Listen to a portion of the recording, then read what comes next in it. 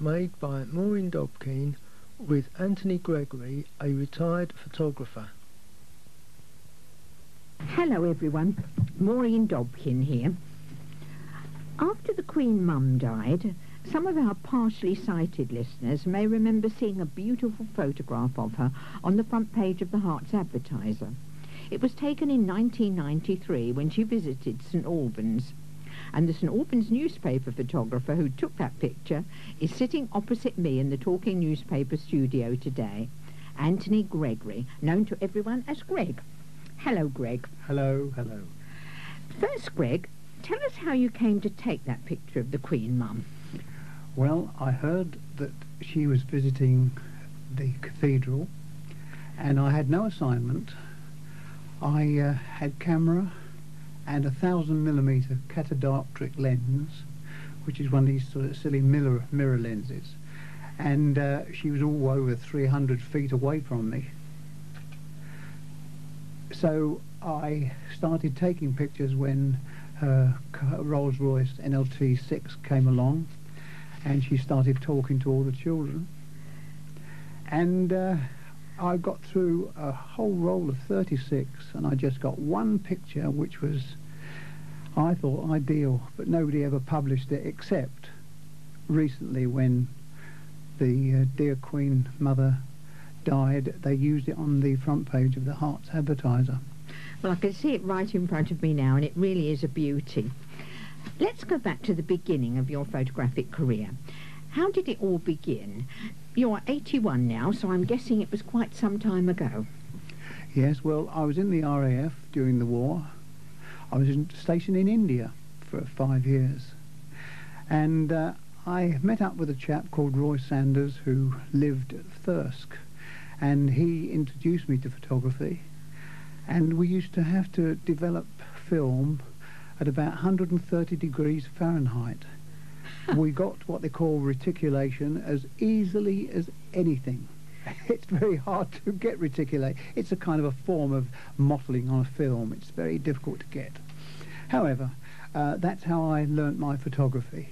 And then eventually, when I came back to England after the war, I got a very boring job as a civil servant. The Ministry of Food at Stanmore, allocating milk powder to baby food manufacturers. One of the most boring jobs under the sun. That sounds like it. But I know a little bit about you, and I know that it all changed on the 8th of October 1952. Tell us what happened then. October the 8th, 1952, at exactly 8:19 and a half. That's when the station clock stopped. There was a terrible accident involving 3 trains. The local train was going to Euston on what they called the up fast. It was always up to London and down to the north. This is railway parlance. And this was the Harrow and Wealdstone railway disaster, wasn't it? Yes.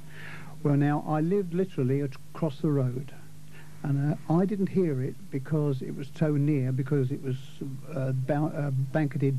blanketed by fog. A little boy came banging at my back door saying, "Quick, Mr. Gregory, there's been a dreadful accident." So I was getting ready for work to go to Stanmore, but I turned out with my camera, a Rolleiflex, and I took loads and loads and loads of pictures. You have never seen the like of it in all your life. What was the scene like when you got there? 3 trains involved. The local train going up to London was hit up the back by the Perth Express doing about 90 miles an hour, slewing the wreckage all over the other line. At the same time, a double head of steam going north hit the wreckage, went straight across the footbridge, landing on the electric rail a second after the Bakerloo line train going up to Elephant and Castle had left the station. There would have been another 500 people killed if that had been involved. How many people were killed? Well, there's all sorts of estimates. I think around about 150. Wow. And thousands injured. I mean, and people have died since, of course. But it was an absolutely amazing sight, and this literally got me started in this stupid profession. I was sacked by the civil service soon after because I didn't turn up for a week. And it's an ill wind, if you know the expression. Now, those pictures went all over the world, didn't they? Well, I suppose only one of them, and that was the wreckage of the front engine of the Manchester Express. It hit the electric line and exploded. I climbed a signal post to get a picture sort of from looking down on it, and the police almost arrested me, but they did demolish the signal post, so no one else was able to get the picture. And this launched you into your career. What happened next? Where did you go from there? Eventually, I did stay at Harrow for a time. This was at Harrow, of course. I mean, I lived in Wealdstone. I eventually went to the Watford Observer, where I was chief photographer for a short time, until a dreadful fire in North Watford, the British Moulded Hose.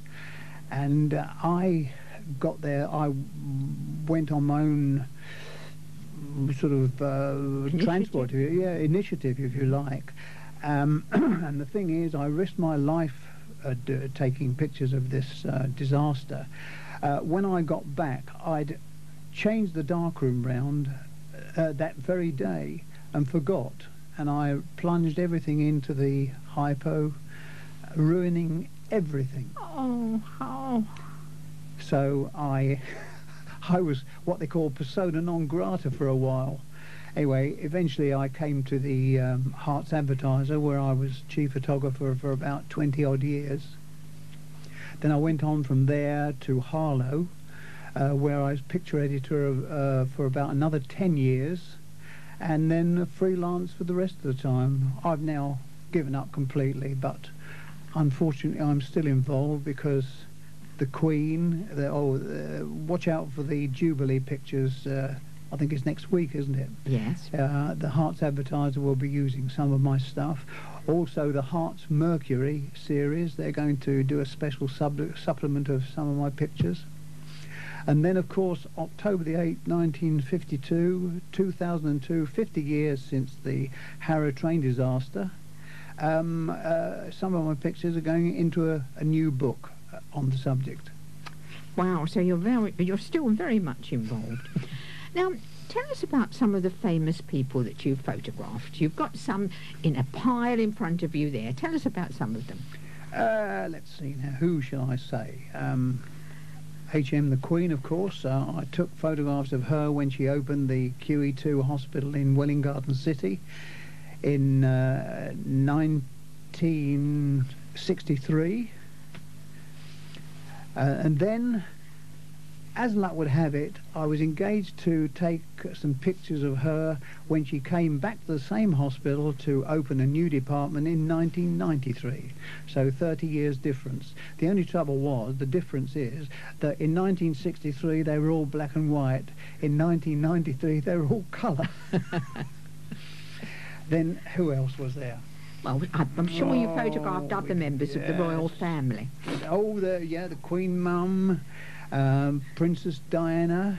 I've even got an unusual picture. I don't know whether you knew of it at at St Lawrence.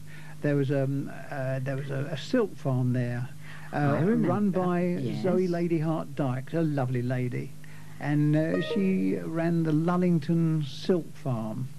And I've got a picture of a Land Rover with two of the royal children in this, and I went to chase them, but I was told in no uncertain terms by a royal detective to push off, or words to that effect.